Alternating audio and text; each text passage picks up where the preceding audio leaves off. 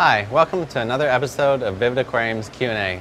Our topic today is aquarium lighting, and as one of you said, yes, we've opened a can of worms here. Let's get started. All these questions come to us from our friends on Facebook. Angie asks, how do I tell if my SPS is getting too much or too little light? Well, Angie, if the SPS is receiving too much light, you're going to notice that the color start to lighten as the coral bleaches. If it's not getting enough light, it'll darken up and even start to turn brown. The best way to know for sure is to get a par meter. The Apogee makes a very good par meter. We've done another video on that, and that'll allow you to measure the amount of light reaching any specific spot in the aquarium. Now, Erwin asks, how has the experiment gone with the growth of corals between metal halides and LEDs? Well, the tank's doing very well. It's right behind me here, and both sides we're getting good growth and good coloration. We haven't actually had the time yet, or taken the time to put exactly the same size frag on each side. But I can tell you that LEDs and halides definitely both viable options, and they both color the corals beautifully. Stephen asks, hi there, what is the color spectrum setting on your Radions in a display tank? How many hours per day do you have them on? And do you recommend someone to have theirs on? Well, we have our blues, both channels of blue at 100%. The whites are at 75%, the reds at 22%, and the greens at 18%. Our lights sit about 15 inches above the water, and our light cycle currently is just about 8.5 hours. They fade on for an hour. They're at that full intensity for about 7 hours, fade off for an hour. So right about 8-9 hours for the full cycle. Now Nino asks, what % should I set my Radions on to a 29-gallon biocube? Well, Nino, it depends, of course, on what type of corals you're keeping. If you're keeping SPS, they'll need to be brighter. LPS and zoanthids, not as bright. The best way to know for sure, again, is the par meter, but you'd rather set it a little too dim than a little too bright. So start dim and gradually increase the light over time. Now Christopher asks, with the current trend of blue T5 lamps, is it still necessary to run an actinic bulb before and after the daylights? Well, you never had to do that, but what it does, by creating the sunrise sunset effect, you allow the corals and fish to kind of wake up a little more naturally, almost like a sunrise sunset effect. So it's still nice to have some lights come on, then the full intensity during the day, and then some lights come off in the evening, just to ramp it up and ramp it down. It's a little bit more natural. Now Diego asks, how to transition smoothly from metal halides to T5s or to LEDs. The main thing, Diego, is don't shock the corals by a big change in intensity. Don't go something dim to something very bright too quickly.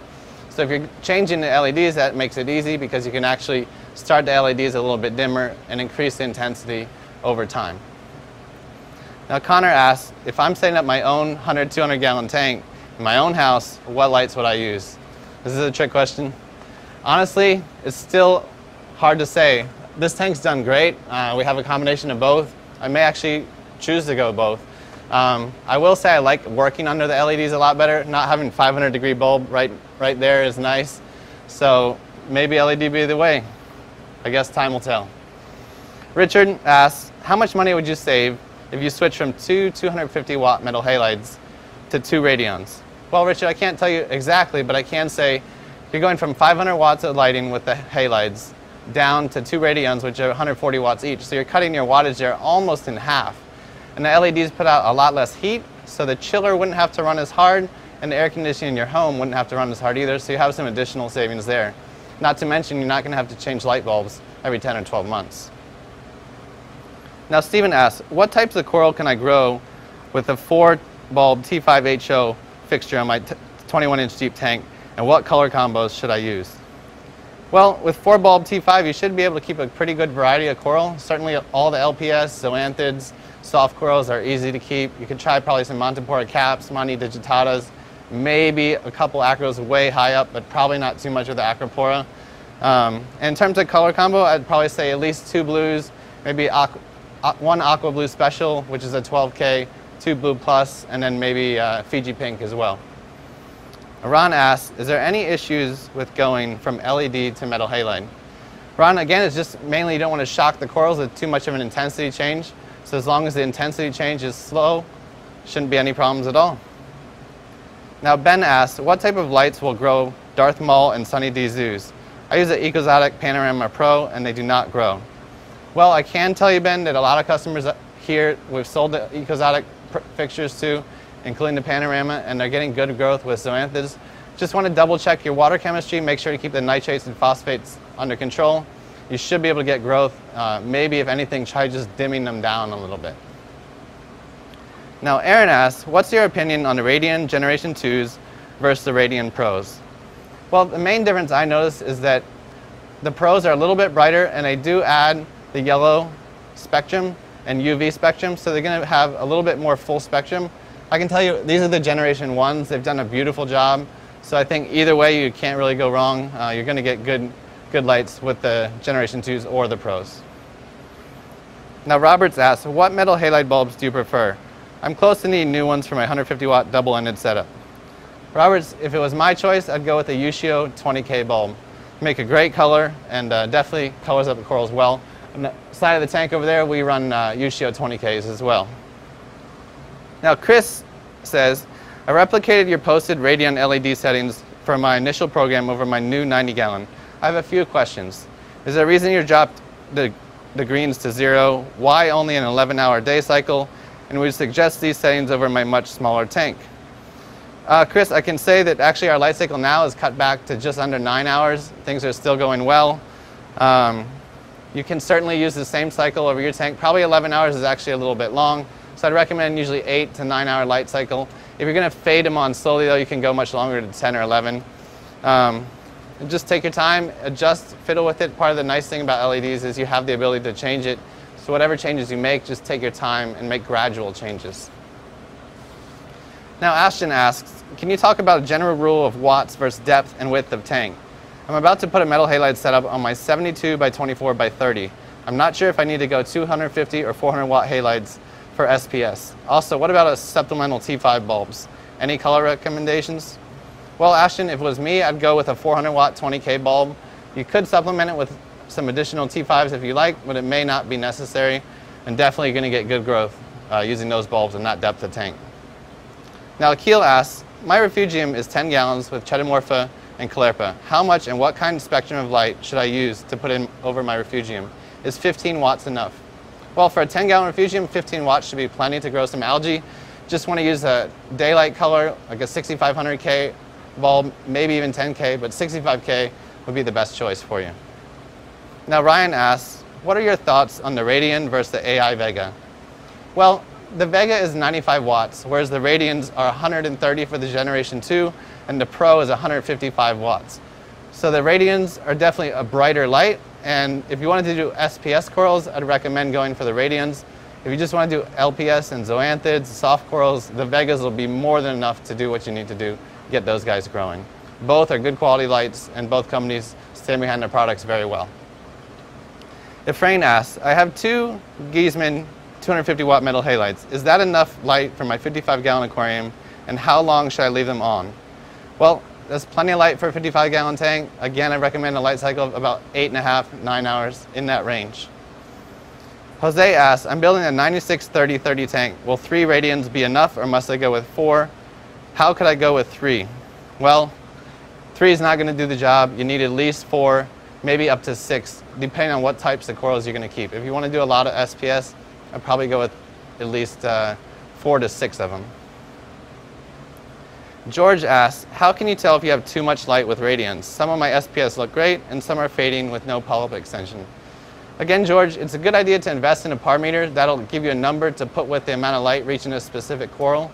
But if you see the coral begin to lighten, you'll understand that it's getting too much light, whereas if it's darkening up or losing color, turning brown, you'll understand it may need a little bit more light.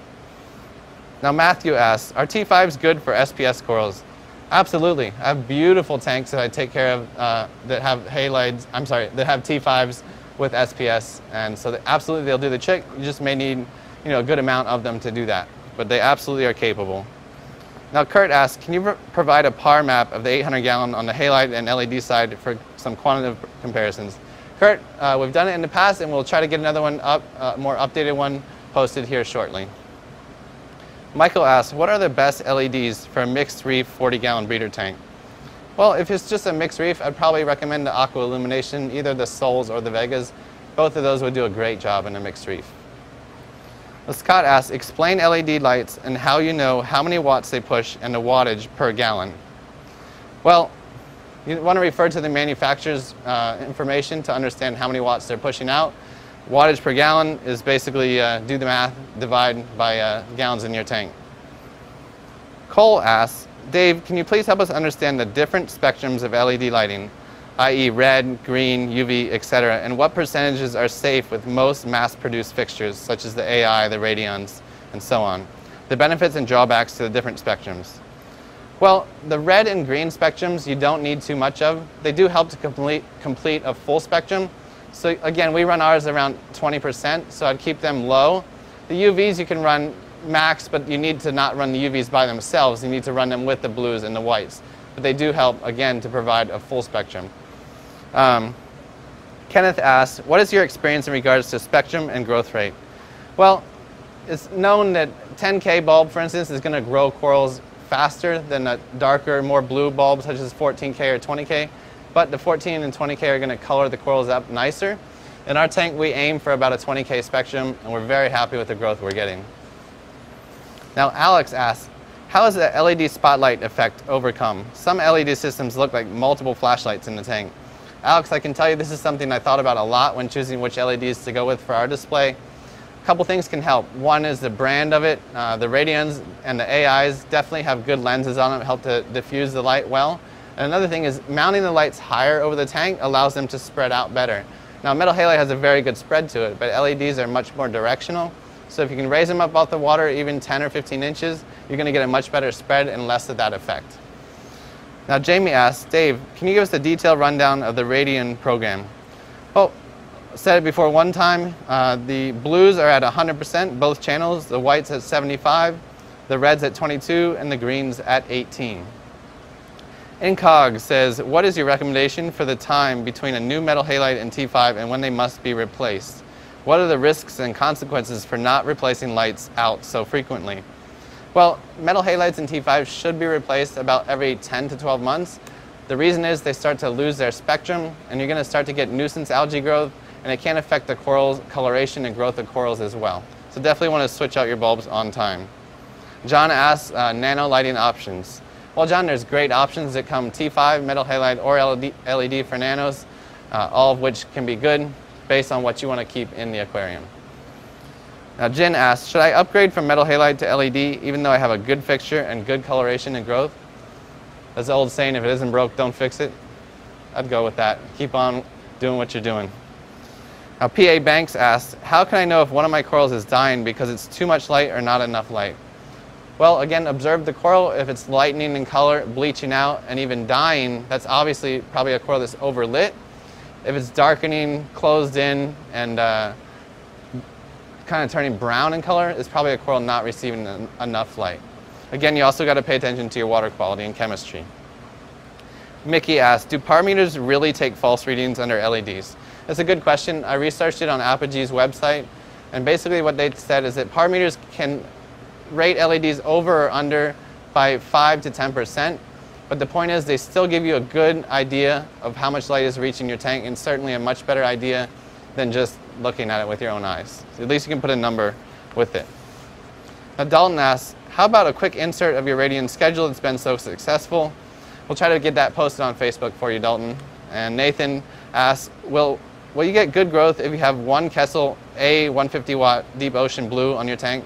Well, you should get pretty good growth, but not as good as if you went with a more of a white spectrum, but certainly should be able to keep corals growing. We have tanks here in the store that are running just the blues, and we're getting good growth still. David asks, what kind of light is good for all coral for a 55 gallon? Well, again, you could do T5, metal halide, or LED. Just a matter of what you want to go with.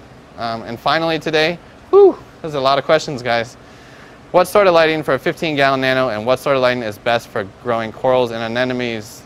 Same answer. Again, T5, LED, and halide are all great options. They all have their pros and cons. We're going to go through those in another video. But appreciate you guys taking the time to send in all these questions. Keep them coming, and we'll keep doing these videos. All right, guys. Thank you.